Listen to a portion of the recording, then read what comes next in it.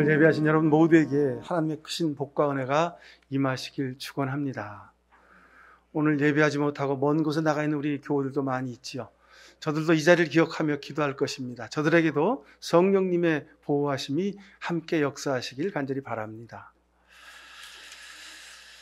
우리 교회 홈페이지를 새로 만들었죠. 그래서 여러분들 보고 계신 분도 있는데 아직 부족한 것이 많이 있지만 차츰 더 알차게 꾸며지게 될 겁니다. 한번 여러분 들어가 보시기 바랍니다. 상암목양.org입니다. 외부에 교회를 소개하는 1차 목적이 있습니다. 홈페이지를 만들면서도 시간이 없는데도 직장일 때문에 새벽까지 출근했다가 밤늦게 퇴근하는 분이 그 김대익이라는 우리 교우인데 이분이 하여간 직접 자기가 수고해서 홈페이지를 만들어 주었습니다. 정말 감사를 드리고, 저는 이번 홈페이지를 만들면서 다시 한번 귀한 은혜를 깨달아 알게 되었습니다. 지난 우리 교회 25년의 역사, 저는 20년쯤 됐다고 생각했더니 벌써 25년이 됐습니다. 참 시간이 이렇게 많이 흘렀습니다. 25년의 역사를 돌아봤더니 우리 역사 가운데 아주 큰 특징이 있는 것을 제가 이번에 다시 또 깨달아 알게 됐습니다. 한마디로 우리 교회는 생명을 살리는 교회였습니다. 처음으로 이웃을 섬겼던 선교 활동이 결식 아동 도시락 나누는 일이었습니다. 물론 열심히 복음을 전하고 하나님께 예배하고 그 과정 가운데 우리 교회의 가장 중요한 사역을 결식 아동 도시락 나누는 일을 했습니다.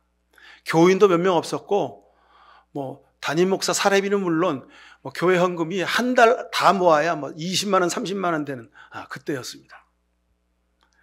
그때 하루에 도시락을 70개, 80개씩 쌌습니다. 평균적으로. 많이 쌀 때는 한 120개를 쌌어요. 음식을 다 조리해서 도시락에 담아가지고 그래가지고 나누어 줬습니다. 겨울에는 그 밥이 식을까봐 또 보온 도시락을 구하며 기도했더니 또 어디서 보온 도시락을 지원을 해줬어요. 그래서 보온 도시락에다 다 담고, 여러분 보온 도시락 아이들 여러분 학교 다닐 때 그 보온 도시락에다 도시락 싸갖고 다녀보셨죠? 그거 설거지하려면 얼마나 힘듭니까? 근데 그거를 100개, 120개를 막 싸가지고 다 또 수고해 갖고 와서 더 설거지 다 하고 말려서 그렇게 하는 일을 해왔습니다. 지금 생각하면 그 일을 어떻게 했을까 생각이 듭니다. 하여간 눈이 오나 비가 오나 10년을 넘게 했습니다. 지금이야 상암동이 이렇게 번듯하고 깨끗한 동네였지만 그때는 군데군데 하여간 어찌나 그렇게 쓰레기가 동네 구석구석에 많은지, 하여간 쓰레기가 모인 곳에는 파리들이 잔뜩 달라붙어 있고, 하여간 그 동네 골목골목마다 차가 못 들어가는 골목이 많이 있었어요. 그 골목을 누비면서 비가 오면 하여간 신발이 다 진흙탕에 빠지고, 눈이 오면 미끄러져서 들고 가던 도시락을 다 내팽개치기도 하고 막 그런 경험이 많이 있었습니다. 지금 돌아보면 정말 불가능한 일이었습니다. 그렇게 그것을 98년 봄부터 해서 2008년 정도까지 한 10년이 넘게 그 일을 했습니다. 지금 생각해보면 지금 우리 형편은 어떻습니까? 이제 코로나 끝나고 주일에 공동식사를 하고 주일 오후 때 말씀 묵상을 하고 교회 프로그램을 해야 됩니다만은 주일에 공동식사를 다시 시작하는 일도 우리가 주저하고 있지 않습니까? 그렇죠? 왜요? 그 일을 맡아서 감당할 사람들이 없습니다. 근데 우리는 불가능한 가운데 너도 가서 이와 같이 하라 하신 예수님의 말씀을 따라서 그저 순종했습니다. 그때 그랬습니다. 교인들이, 몇 명 없는 교인들이, 목사님 집에 지금 당장 쌀도 먹을 거리도 없는데 어디다 도시락을 나눠준다 그래요. 목사님, 왜 정신없는 소리를 하세요? 그리고 교인들이 뒤에서 막 수근수근거리는 거예요. 저한테 말 못하고. 근데 정신없는 일이었는데 주님이 해라 하시니 합시다 하고 그냥 제가 고집을 부려서 했습니다. 28만 원 누가 헌금을 해서 그 돈을 가지고 황학동 시장에 가서 중고 밥솥 사고 중고 가스 버너, 영업용 버너 있죠. 그거 사고 그래갖고 와서 조리를 시작해서 나눠주기 시작했습니다. 근데 28만 원 가지고 시작했는데 그해 말에 하여간 물품으로 기증한 걸 다 돈으로 환산해가지고 결혼해서 쭉 적어봤더니 2,800만 원을 결산하게 됐더군요. 28만 원 가지고 시작했는데 2,800만 원을 결산하게 하셨습니다. 성경에 100배의 결실이 제 눈앞에서 이렇게 볼 수 있었습니다. 얼마나 감격이든지요. 평생 그 감격을 잊을 수가 없습니다. 하나님의 뜻이면 죽을 수밖에 없는 생명이라도 반드시 살려주시는 그런 기적도 경험하게 하셨습니다. 그래서 온 교우들이 기도하면 하나님 응답하시는구나 하는 그 기도의 열매를 보았습니다. 생명을 살리는 이 일은 해도 되고 안 해도 되고 그것이 아니라 형편이 되면 하고 형편이 안 되면 하지 말아야 되는 일이 아니라 생명을 살리는 일은 어찌됐든 간에 불가능해도 해라 하시는 이 말씀이 진리인 것을 깨달아 알게 되었습니다.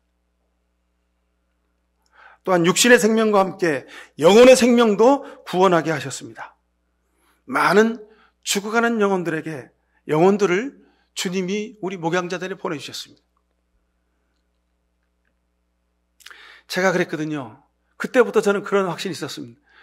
길거리 가서 전도지 나눠주고 복음 전도의 사명을 다했다고 생각하지 말아라. 우리는 전도지 나눌 사람도 없고 전도지 만들 돈도 없으니 전도지 안 나눠주겠다. 그러니 대신 여러분들이 기도하고 세상에 나아가 여러분들이 전도지가 되는 삶을 살아라. 그렇게 했습니다. 그랬더니 하나님이 죽어가는 영혼들을 제 발로 저희 교회에 오게 하셨습니다.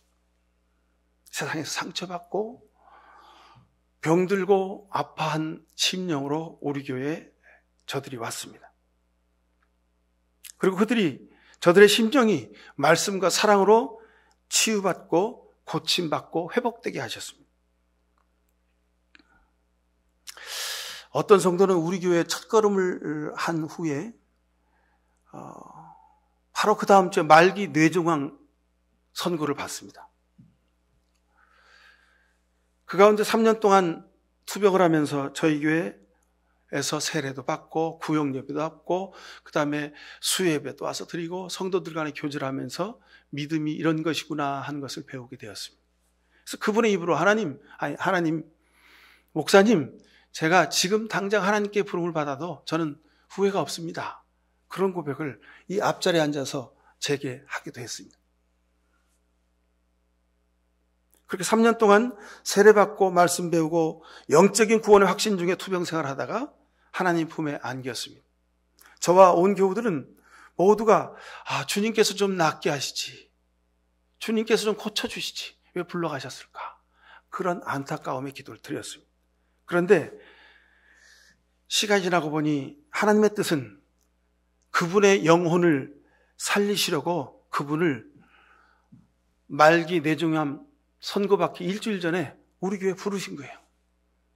그리고 복음을 알고 구원의 확신을 고백하게 하시고 세례받게 하시고 성도들의 교제를 하게 하시고 그리고 마지막 제가 매일마다 세브란스 병원 중환자실에 가서 머리에 손을 얹고 축복의 기도를 하며 하나님께 그 영혼을 위하여 기도했습니다. 하나님이 그 영혼을 받으셨습니다. 하나님은 이렇게 우리 목양교회를 통해서 생명을 살리는 일을 감당케 하셨습니다. 하다못해요, 죽어가는 화초들도 우리 교회 오면 다 삽니다. 참 이상하죠? 제가 무슨 화초를 기르는 자격증을 가진 사람도 아닌데 우리 교회 그 화초 화분들이 많이 있습니다. 오늘도 지금 저기 앞에 들어오시면서 그 십자가 밑에 화분을 제가 서너개 놨죠. 거기다 갖다 놓은 이유가 있습니다. 거기 있는 화분들이요 다 죽어가는 화분들이었습니다. 근데 다 살아서 저렇게 아주 멋있게 아주 기름지게 푸르게 자랐어요. 그 가운데 있는 그 토분으로 된 화분에 있는 몬스테리아거든요. 하여간 어떤 사람 집에 베란다에 다 말라서 죽어가게 되었습니다. 그래서 저보고 가져가서 좀 살려달라는 거예요. 그래서 갖고 왔어요. 3개월 전에. 가져와서 물 주고 화분을 갈고 물 주고 가만히 뒀더니 아주 다시 살아가지고 이쁘게 자랐습니다. 이렇게 우리 교회에 있는 화분 하나하나에도 생명의 사연들이 있습니다. 갑질 화분들은 몇 개 없습니다. 다 그냥 죽어가는 화분들 버리는 것들을 제가 주워다가 잘 키웠더니 저렇게 아름답게 자라서 우리 교회 겨울마다 온 교우들에게 아주 싱그러움을 선사해주고 있습니다. 제가 오늘 말씀을 전하면서 이렇게 두세 가지 이런저런 예화를 말씀드린 이유가 있습니다. 생명을 살리는 일, 이것이 하나님이 우리에게 맡기신 일입니다. 생명의 열매를 맺게 하시려는 이것이 하나님의 뜻입니다. 자, 우리 모두가 이 세상에서 한 번뿐인 삶을 살아갑니다. 어떤 사람들은 전생이 있고 전생에 뭘 했다 그러는데, 여러분, 전생이 있는 사람들은 몇 번 생을 사는 사람들은 하여간 또 그 나름대로 생을 살라고 하시고, 우리는 한 번뿐인 인생을 살아가는 겁니다. 두 번 살아본 사람은 없습니다. 그러기에 소중하고 귀한 시간, 귀한 삶입니다. 여러분, 이 세상 사는 동안 생명의 열매를 우리가 맺어야 하는 이유가 여기 있습니다. 봄에 밭을 갈고 씨를 뿌리고 가꾸어서 가을에 열매를 맺지요. 그런데 가을에 거두려고 보니 엉뚱한 잡초만, 가라지만 무성하면, 먹을 수 없는 이상한 열매들이 잔뜩 열려 있으면 얼마나 여러분 답답하고 안타깝겠습니까? 오늘 15절 말씀에, 16절 말씀에 가시나무의 포도가 엉겅퀴에 무화과가 열리지 않는다 하신 말씀이 이런 뜻입니다. 가시나무 엉겅퀴는 여러분 무엇입니까? 세상의 것, 어둠의 영들이 뿌려놓은 씨앗에서 자란 것들입니다. 욕심과 미움, 교만과 허세, 탐욕과 불의, 그것들입니다. 하나님은, 예수님은 우리에게 욕심과 미움, 교만과 허세, 탐욕과 불의를 주신 일이 없습니다. 그런데 우리는 노력하지 않아도 우리 속에 교만과 허영이, 그리고 불의가, 욕심과 미움이 나도 원하지 않는 사이에 내 속에 자리 잡고 자라는 것을 보게 됩니다. 왜 그럴까요? 왜 이런 현상이 있을까요? 마태복음 13장 24절 이하에 보니까 밀과 알곡과 가라지의 비유를 보니 그 이유가 나와 있습니다. 알곡과 가라지가 함께 자란답니다. 여러분, 밭에다가 농부가 가라지 씨앗을 뿌릴 리가 없지요. 그죠? 자, 농부가 밀 씨앗을 뿌리고 나서 낮에 열심히 씨앗을 뿌리고 노동했으니 밤에 고운하게 잠이 들었습니다. 근데 그 밤에 악한 영들이 와서, 악한 자들이 와서 그 밭에다가 가라지 씨앗을 뿌렸다 그랬습니다. 어느 날 싹이 돋고 자라는 걸 보니까 밀 씨앗을, 알곡 씨앗을 심었는데 거기에 막 가라지가 같이 자라는 거예요. 종들이, 주인님, 저 가라지 뽑을까요? 그랬더니 아니다, 두어라. 원래 그런 거다. 밤에 내가 씨 뿌리고 난 다음에 내가 잘 때 밤에 악한 영들이 와서 가라지 씨앗을 뿌린 거야. 근데 저거 지금 뽑으려고 그러면 밀도 같이 뽑히니까 그냥 두어라. 가라지도 같이 자라게 두어라. 나중에 추수 때에 알곡과 가라지를 구별하고, 그리고 알곡은 곡간에 들이고 가라지는 단으로 묶어서 불에 던져 불태운다고 말씀하고 있습니다. 여러분, 예수님이 하신 말씀입니다. 이 말씀과 단어는 다른데 같은 의미의 내용이 뭡니까? 양 가운데 염소가 같이 있다는 말씀입니다. 그것도 똑같은 말씀입니다. 자, 오늘 본문 말씀은 산상수훈의 마지막 부분에 있는 말씀입니다. 산상수훈 앞에서 하신 예수님 말씀들이 알곡과 가라지를 구별하게 하시려는 뜻입니다. 생명의 열매, 좋은 열매, 악한 열매와 나쁜 열매와 구별해야 한다는 것입니다. 알곡으로 좋은 열매를 맺기 위해서는 말씀대로 살아야 한다는 것을 우리에게 강조하시기 위해서 복 있는 사람은 악인의 길을 따르지 않는다고, 마음이 깨끗한 사람이 하나님을 볼 수 있다고, 의를 위하여 핍박을 받은 사람들은 이미 하늘나라가 저들의 것이라고 그렇게 말씀하고 계시는 겁니다. 자, 오늘 본문 여러분 15절 첫 절을 보십시오. 거짓 예언자들을 살펴라. 그들은 양의 살을 쓰고 너에게 오지만 속은 굶주린 이리들이다. 너희는 그 열매를 보고 그들을 알아야 한다 말씀합니다. 여러분, 거짓 예언자들이 누굽니까? 밤에 와서 가라지 씨앗을 뿌린 자들입니다. 이들은 예언자란 이름을 가지고 있지만 그러나 거짓 예언자입니다. 거짓 예언자는 고로 사탄의 하수인들입니다. 마귀 사탄의 세력들입니다. 저들은 나쁜 씨앗, 세상의 씨앗, 탐욕의 씨앗, 거짓의 씨앗, 교만과 허세의 씨앗, 불의의 씨앗을 우리 속에 뿌리고, 우리 세상 가운데 뿌리고 있습니다. 그래놓고 좋은 열매를 맺어야 한다고 그렇게 말합니다. 제가 지난주 말씀드렸죠. 5,000명교 빈 항아리교를 세우고 자신의 탐욕을 채우면서 십자가를 앞세우고 살아가는 이들이 많다 그랬습니다. 이들이 다 거짓 예언자들입니다. 세상에 하나님의 자녀와 마귀 사탄의 세력이 있다는 것을 성경은 오늘 우리에게 아주 분명하게 말씀하고 있습니다. 하나님의 백성과 악마의 자식들이 있다는 겁니다. 종자가 다르다는 겁니다. 악한 세력의 하수인들은 무엇을 해도 결국은 나쁜 열매를 맺는다는 겁니다. 여러분, 우리가 그 누구라도 세상 한 생명까지 다 구원하시려는 하나님의 뜻이 있다고 그러는데 여러분, 그건 여러분 성경에 없습니다. 그런 말은. 근데 우리가 그렇게 지어내서 말합니다. 성경에 분명히 말씀합니다. 악한 세력은 구원의 대상이 아닙니다. 하나님의 심판의 대상입니다. 가라지는 어떻게 한다고요? 가라지는 알곡과 구별해가지고 단으로 묶어서 어떻게 한다고요? 불에 태운다 그랬습니다. 아유, 이 가라지들 이것도 알곡이 되게 해 주시옵소서. 이 가라지도 구원시켜 주시옵소서.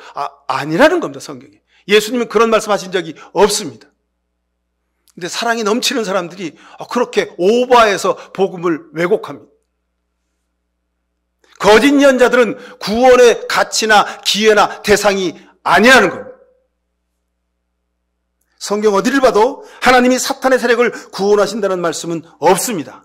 가라지가 알곡될 수 없다고 분명하게 예수님이 말씀하셨습니다.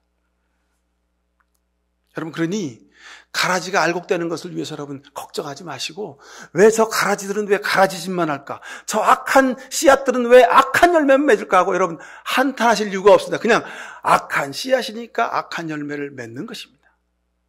어둠의 자식들이니까 마귀 사탄이 좋아하는 일을 그냥 시시때때로 그냥 하고 있는 겁니다. 그러니까 그냥 그렇게 하도록 내어버려 두십시오. 좋은 열매 처음은 씨앗입니다. 하나님이 우리를 좋은 씨앗으로 구별해 주셨습니다. 그런 용기를 가지고 선한 일과 거룩한 일을 위해서 수고하고 힘써야 합니다. 아무리 좋은 씨앗이라고 해도 땅에 떨어져 가지고 썩고 자라야 합니다. 그래야 좋은 열매를 맺지요. 지금 내가 썩어야 나를 통해서 30배, 60배, 100배 열매가 열리게 되는 겁니다. 여러분, 씨앗이 살아있으면 어떻게 됩니까? 나는 살아있어야 돼. 나는 생명의 존재야. 나는 나를 죽일 수 없어. 라고 자기 자부심을 가지고 끝까지 살아있으면 그 씨앗이 어떻게 됩니까? 이집트 피라미드 속에 있는 그 수천 년 동안 썩지 않고 있었던 씨앗이 되는 겁니다. 여러분, 어떡합니까? 아이고, 나일강에서 썩어서 자랐던 많은 생명의 그 밀씨앗들은 그동안 수천 명, 수만 명, 수십만 명을 먹이고 그렇게 살았는데 그 씨앗은 미라의 입속에 들어가가지고 그대로 썩지 않고 그냥 수천 년을 지내고 온 겁니다. 한 알이 그대로 한 알로 남아있는 겁니다. 이건 씨앗의 사명이 뭔지를 모르는 겁니다. 씨앗의 존재 가치가 하나도 없는 겁니다. 여러분, 그냥 씨앗 한 알로 살아서 나 살아있다고 여러분 그렇게 계시렵니까? 아니면 썩어서 30배, 60배, 100배 열매를 맺으시렵니까? 하나님이 우리에게 어떤 뜻을 갖고 계실까요? 어떤 것을 기뻐하실까요? 근데 우리는 내가 죽는 거 싫어합니다. 왜요? 내가 무시당하는 것 같으니까. 내 존재가 사라지는 것 같으니까. 내가 썩어지는 거 싫어합니다. 왜요? 그건 희생이라고 생각되니까. 왜 나만 십자가 져야 한다고 그렇게 손해보는 것 같으니까. 우리는 썩고 죽는 것을 싫어합니다. 근데 좋은 열매를 맺으려면, 생명의 열매를 맺으려면, 예수님처럼 사랑의 열매를 맺으려면 여러분, 내가 썩고 죽어야 합니다. 그래야 우리가 열매 맺을 수 있습니다. 이것이 열매 맺는 법칙, 결과의 법칙입니다. 우리가 결과가 좋아야 한다고 우리가 그냥 관용어구로 그냥 씁니다. 근데 여러분, 맺을 결자에다가 열매 과자입니다. 열매를 맺는 비결입니다. 오늘 예수님이 말씀하신 좋은 열매를 맺는 비결이 여기에 있습니다. 열매를 맺으려면 씨앗이 썩고 죽어야 합니다. 여러분 가정에서 사랑과 용서와 웃음과 기쁨과 행복의 열매가 열리길 원하시거든 남편인 내가, 아버지인 내가, 아내인 내가, 엄마인 내가 여러분 죽을 수 있게 되길 간절히 바랍니다. 내가 죽어야 내 남편이 살죠. 내가 죽어야 내 아내가 살죠. 내가 죽어야 내 자식들이 사는 줄로 믿습니다. 내가 죽지 않고 자존심 세우고 도대체 니들은 하고 손가락질만 하면 여러분 아무런 열매도 맺지 못하는 겁니다. 결과란 맺을 결자에다가 열매과, 결과란 이 단어에서 보듯이 시작과 과정이 담겨져 있습니다. 좋은 씨앗, 좋은 나무는 반드시 씨앗이 썩어서 싹이 나고, 그리고 한여름에 모진 비바람과 번개와 겨울의 추위를 견디고 나야 그래야 열매를 맺게 되는 것입니다. 구하고 찾고 두드리내게 주시겠다고 하셨습니다. 뭘 구하고 뭘 찾고 뭘 두드리라는 겁니까? 씨앗인 내가 죽도록, 씨앗인 내가 썩어지도록 주님께 구할 수 있기를 간절히 바랍니다. 하나님 1,000원 주세요, 10,000원 주세요, 100원, 100만 원 주세요, 1억 주세요, 10억 주세요. 여러분, 그것도 구해야 하지만 여러분, 그것을 넘어서 우리가 세상 살아가는 필요한 물질도 구해야 되지만 그것을 넘어서 주님, 내게 좋은 씨앗을 주셨는데, 주님 나로 하여금 좋은 씨가 되게 하셨는데 아버지 내가 썩고 죽게 하옵소서, 이것을 구하라는 뜻입니다. 근데 거짓 예언자들은 어떻게 가르칩니까? 너희가 세상에서 필요한 거 다 구하라는 거예요. 그럼 하나님이 다 주신다는 거예요. 아파트 한 채 가지셨으면 2채 달라고 구하라는 겁니다. 2채 가진 사람은 10채 가지게 해달라고 구하라는 겁니다. 10억 있는 사람은 100억 가지게 해달라고 구하라는 겁니다. 100억 있는 사람은 1,000억, 1조 원을 가지도록 해달라고 구하라는 겁니다. 하나님이 주신다는 겁니다. 여러분, 그것도 필요하죠? 세상에서 수많은 물질을 가지고 살아야 합니다. 하나님이 여러분의 달란트대로 주실 것입니다. 근데 여기서 구하고 찾고 두드리라고 하는 이 말씀의 진정한 의미는 이 산상수훈의 맥락 가운데서 우리가 해석해야 됩니다. 무슨 얘기입니까? 거짓 예언자들은 세상의 필요만을 구하라고 하던 것을 말합니다. 거짓 예언자들은 눈에 보이는 것만을 구하라고 하는 겁니다. 거짓 예언자들은 자기의 욕심과 탐욕만을 구하라고 한다고 하는 겁니다. 근데 좋은 열매를 맺는 주님은 우리에게 내가 썩어서 죽어야 한다. 내가 알고 기다리면 내가 썩어서 죽어야 30배, 60배, 100배 열매를 맺는다. 이것을 구하고 찾고 두드리라는 겁니다. 여러분, 오늘부터 우리의 기도의 내용이 달라지길 바랍니다. 주님, 내가 우리 가정에서, 주님, 내가 우리 일터에서, 주님, 내가 세상에서 우리가 썩어지고 죽게 하옵소서. 주님, 내가 죽고 나를 통하여 30배, 60배, 100배 열매를 맺게 하옵소서라고 우리가 기도할 수 있기를 바랍니다. 남에게 대접받기를 원하십니까? 주님을 대접하는 것처럼 남을 대접하라고 주님이 말씀하십니다. 이것이 세상 성공의 비결입니다. 그런데 우리는 세상에서 남에게 대접받기를 원합니다. 남보다 높은 자리에 오르기를 원합니다. 남보다 많은 권세를 가지기를 원합니다. 이건 거짓 예언자들이 가르치는 잘못된 것이라는 겁니다.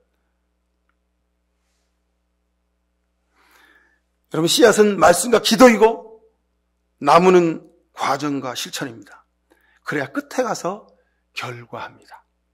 예수님은 나는 포도나무여 너희는 가지리, 너희가 내게 붙어있으면 많은 열매를 맺는다. 하지만 붙어있지 않으면 열매를 맺을 수 없다고, 가지처럼 다 말라 비틀어지고 죽게 된다고 말씀하셨습니다. 여러분, 썩은 열매를 맺으시렵니까? 아니면 좋은 포도 열매를 맺으시렵니까? 그러므로 너희는 그 열매를 보고 그 사람들을 알아야 한다. 너희는 그 열매를 보고 그 사람들을 알아야 한다. 열매를 보면 그 사람을 압니다. 열매를 보고 아십시오. 우리는 끝까지 안 봅니다. 그저 한두 가지 보고 저 사람 이런 사람이네, 저런 사람이네, 우리가 확신하고 믿고 그럽니다. 여러분, 아니라는 겁니다.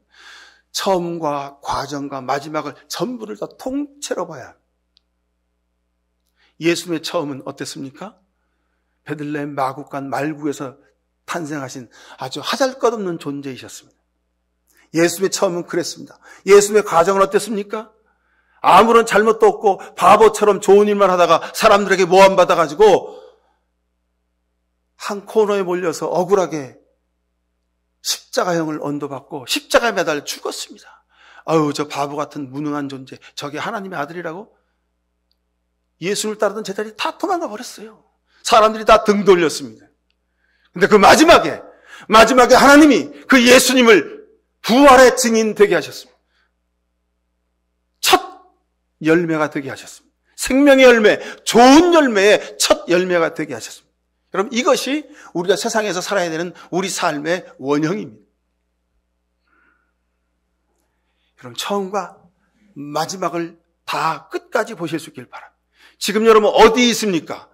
하나님이 우리를 아직 부르지 않으셨으니 우리는 과정 가운데 있습니다. 지금 이 과정 가운데 힘들고 어렵고 고통스럽고 누구에게 상처를 받고 누구에게 속임을 당하고 사람들에게 무시를 당한다고, 아유, 하나님이 내 기도를 안 들으신다고, 하나님이 필요 없다고 여러분 돌아서시렵니까? 아니면 끝까지 하나님이 나를 보고 계신다고, 하나님이 이것도 내게 은혜로 바꾸실 것이라고, 하나님 마침내 나를 십자가에 달려 죽게 하셨지만 하나님 내게 부활의 역사를 주실 것이라고, 마지막에 승리를 주실 것이라고, 마지막에 내가 30배, 60배, 100배 열매를 맺을 것이라고 여러분 확신하며 믿음으로 나아가고 계십니까?